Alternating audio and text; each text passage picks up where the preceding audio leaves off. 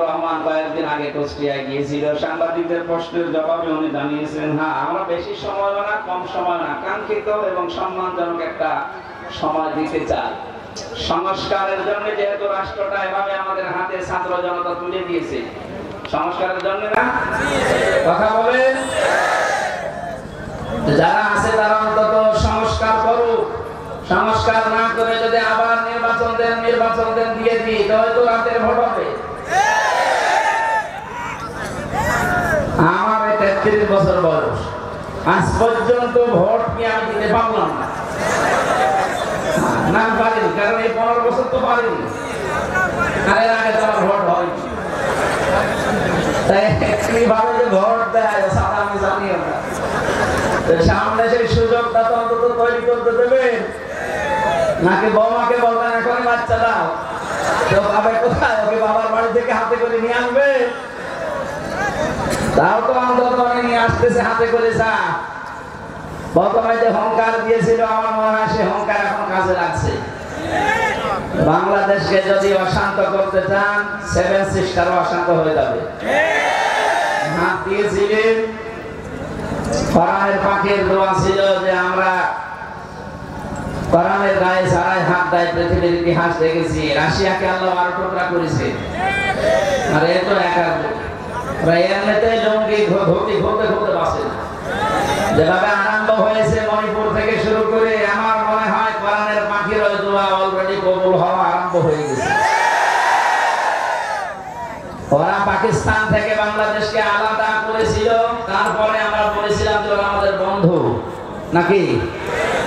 53 বছর তো তাই চলছে, ওরা আমাদের বন্ধু কেন? কারণ ওরা আমাদেরকে সাহায্য করেছিল যে আমরা যেন পাকিস্তান থেকে আলাদা হতে পারি। আমরা তো 1 ভাগ হয়েছি, আপনারা তো 7 ভাগ হচ্ছেন, আমরা সাহায্য করবো, আমরা বড় বন্ধু। বড় বন্ধু না? আপনারা 1 ভাগ করে যদি বন্ধু হন, আমরা কয় ভাগ করছি? দরকার আরো বেশি করবো। চালান 29 টুকরা হবে, অসুবিধা নেই। তাহলে আমরা হবো আপনাদের পরম বন্ধু। এই জন্য আমরা এই উদাহরণের মাধ্যমে যেটা শিক্ষা দিতে চাচ্ছি, এই লাভ সাপ না দিয়ে উল্টা পাল্টা মন্তব্য না করে ওনাদেরকে সময় দেওয়া দরকার যৌক্তিক ভাবে, নয়তো আমরা মনে হয় আবার সামনে যে উদ্দেশ্য নিয়ে ছাত্র জনতা এই বান্ধন খুলে দিল, এই দেশের 1628 জন মানুষ ছিল মেন দায়িত্বে। আমরা জেলখানায় মাওলানা মামুনুল হক সহ সারাই দেখেছি, এরা সবসময় হিসাব মিলাতাম, দেখি কারা কারা। আমি হিসাব করে করে দেখেছি 1628 জনের 1627 জন মানুষের হাত এভাবে বাঁধা ছিল, শুধু একটা হাত খোলা ছিল। কয়েকদিন আগে আমার মামলা যতগুলো ছিল সব খারিজ হয়ে গেছে। বিচারপতি মামলা এভাবে দেখার পর বলছে একটা মামলা হল, এর কোনো মান মেটাতেছ নেই, সব খারিজ করে দিল। আমি বলতে গেলাম যে মাননীয় আদালতে মামলা তো আপনার কাছে 3 বছর ছিল, তা আপনি এর আগে তো এই মামলা বহুবার আপনাকে দেখানো হয়েছে, আপনি বলেছেন না এ মামলা জামিন হবে না, এখন হঠাৎ করে বলছেন কোনো মাল নেই। এই কথাই আমার বলতো যে হুজুর কিছু করার নেই, আমার হাত বাঁধা ছিল, এখন হাত তোলা আছে, কোন চাপ নেই উপরে, এই জন্য যা দেখলাম আমি ন্যায় বিচার করে দিলাম। আমার মনে হয় এরকম যদি এই একজনের না, এই 1628 জন যারা দায়িত্বে এখন আছে, প্রত্যেকের ভাবে আমরা হাত খোলা দেখতে চাই। আবু সাইদ এভাবে হাত খুলে দাঁড়িয়েছিল না, সবাই এভাবে যদি হাত খোলা থাকে, ছাত্র জনতা এটা চেয়েছিল, ওনাদের যে 9 দফা ছিল তার ভেতরে এইটা, কেউ হাত বন্দি থাকবে না, সব হাত খোলা থাকবে। আমরা যদি হাত খোলা থাকতে পারি আর কোরআনে কারীমকে যদি উপরে উঠাতে পারি, আমান হাকামা বিহি আদালা, কোরআন দিয়ে যারা বিচার ফয়সালা করে ওরা ন্যায় বিচার কায়েম করতে পারে। এখন বলতে পারেন কোরআনের বিচার যে দেশে নেই ওই সমস্ত দেশে কি ন্যায় বিচার নেই? না, নেই। কয়েকদিন আগে সিঙ্গাপুর, মালয়েশিয়া, থাইল্যান্ড যে সমস্ত দেশে ঘুরেছি, তার বিচার ব্যবস্থা ভালো, কিন্তু কাঙ্ক্ষিত মানের ন্যায় বিচার ওখানেও নেই। এখানকার কিছু জালেম পালিয়ে ওখানে গেছে। আমি জুলমের উপরে কথা বলেছিলাম, ওরা ওই দেশের পররাষ্ট্র মন্ত্রণালয়ে নালিশ দিয়েছে, এনার নামে মামলা আছে, এনি রাষ্ট্রবিরোধী জঙ্গি, আর ইনি এখানে এসে কথা বলেছে। ওই দেশের পররাষ্ট্র মন্ত্রণালয় থেকে কয়েকদিন খোঁজ খবর নিয়ে যে এখন দেখছে যে আমার মামলায় খারিজ হয়ে গেছে, এ মামলায় আমার কোনো দোষ নেই, নির্দোষ প্রমাণ করে আদালত আমার ছেড়ে দিয়েছে। এখন যারা নালিশ মাটি ওরা বিপদে আছে, কারণ ওই দেশে আর যাই করুক স্বচ্ছতা রাখার চেষ্টা চালায়। আন্দাজে আপনি এক দোষ দিয়ে দিলেন, আপনি তো দিয়েছিলেন রাজনৈতিক উদ্দেশ্য নিয়ে। সেটা যখন এই যে বাংলায় দাবি করে আমার মামলার এই কপি যখন বাংলাদেশের পররাষ্ট্র মন্ত্রণালয় যে দায়িত্বে আছে তার কাছে দিয়ে ওই দেশে পাঠিয়েছি, দেখার পরে এখন যে লোক নালিশ দিয়েছিল ও বড় বিপদে আছে।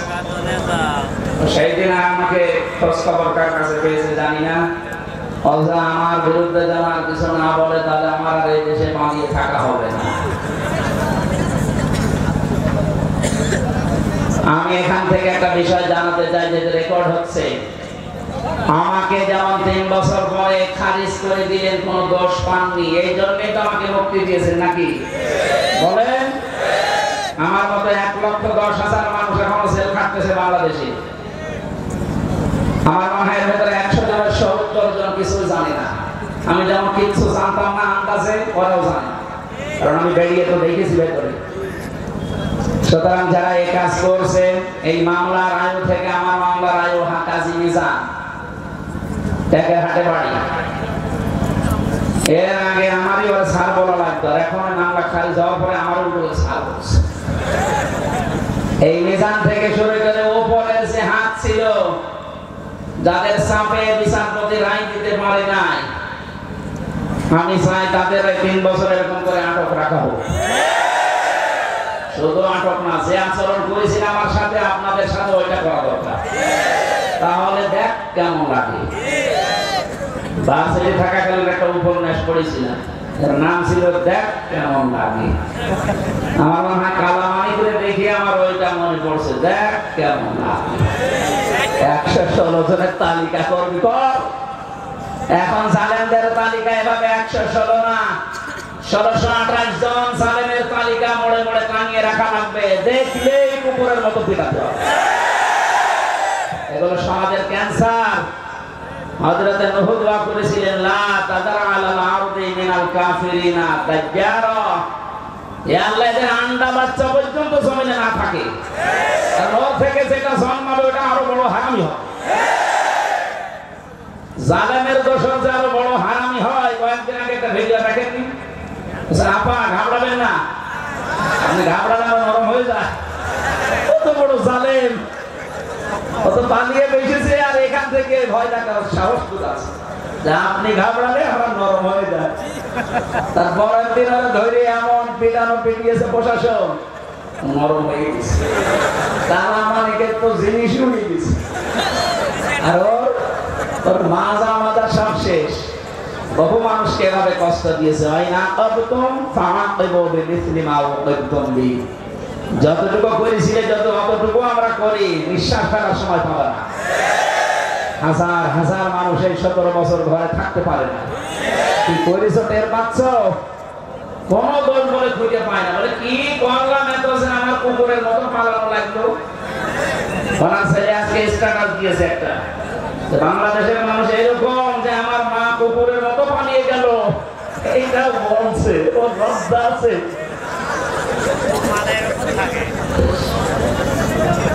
মাথা খারাপ পাগলের মতো কথা বলে যে আমার মা দেখার মতো এত কিছু করলো, আর তাকে এই দেশের মানুষ কুকুরের মতো পালিয়ে যেতে বাধ্য করলো।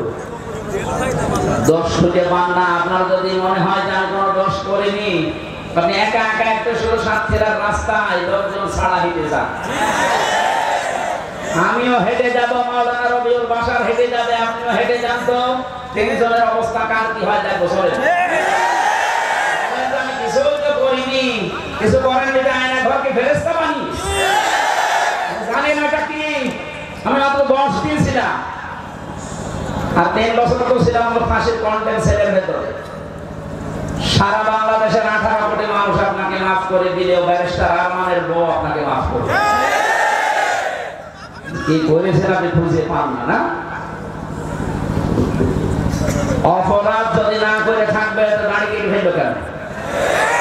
ওরে দরবেশ কোরআনের ভুল ধরে কোথায় কোরআনের সমস্যা আছে, তবে মেজর না, হাদিসে তো বহু সমস্যা। শয়তান আজকে দুঃখ পেয়েছি, আমাদেরকে যেভাবে ফলরে রেখেছে কষ্ট দিয়ে, খাবার দিত মনে আছে কেউ মাখিয়ে একবার খেয়ে তারপরে দিয়েছে এই খাবার দিত। আর এই শয়তানদের শুনছে বাড়ি থেকে ভালো খাবার পাঠায় এসি রুমে রাখতেছে।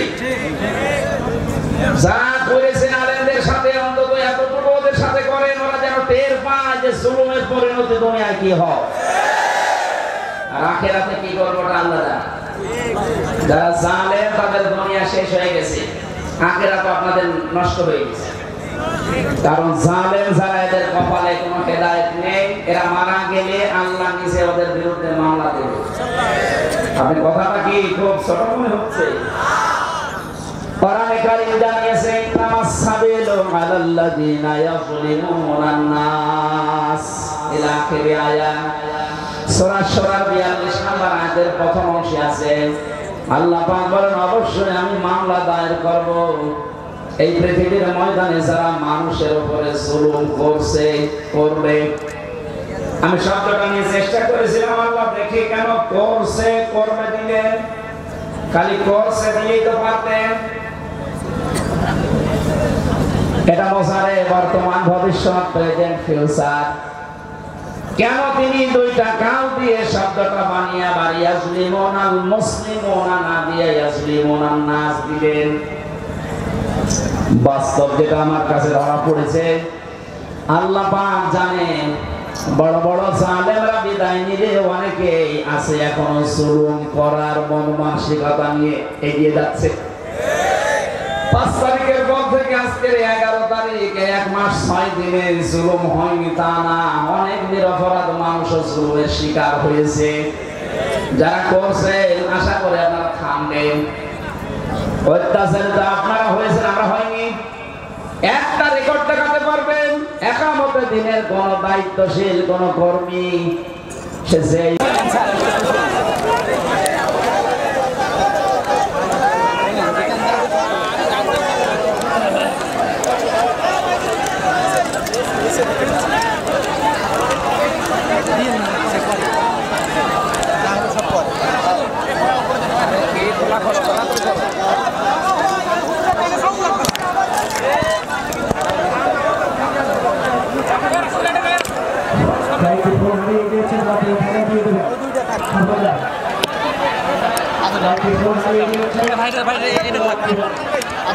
নিচে দেন, সবগুলো নিচে দেন।